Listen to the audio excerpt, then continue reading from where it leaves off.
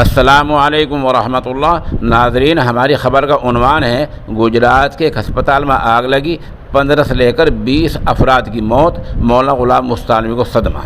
خبر تھوڑی تفصیل سے سن لیں۔ گجرات میں ایک شہر ہے جس کا نام ہے بھروچ، وہاں ایک ہسپتال ہے جس کا نام ہے پٹیل ویلفیئر ہاسپٹل۔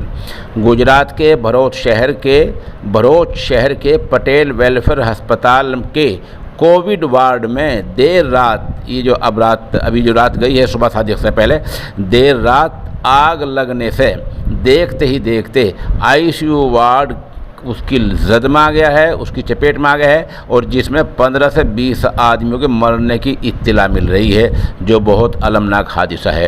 اسی حادثے میں مشہور عالم دین مولانا غلام مستانوی کے چچا زاد بھائی حاجی ابراہیم صاحب بھی موت کے منہ میں چلے گئے ہیں۔ ایک خبر رساں ایجنسی میں 15 افراد کے مرنے کی اطلاع ملی ہے، تاہم یہ بھی کہا گیا ہے کہ مرنے والوں کی تعداد بڑھ سکتی ہے۔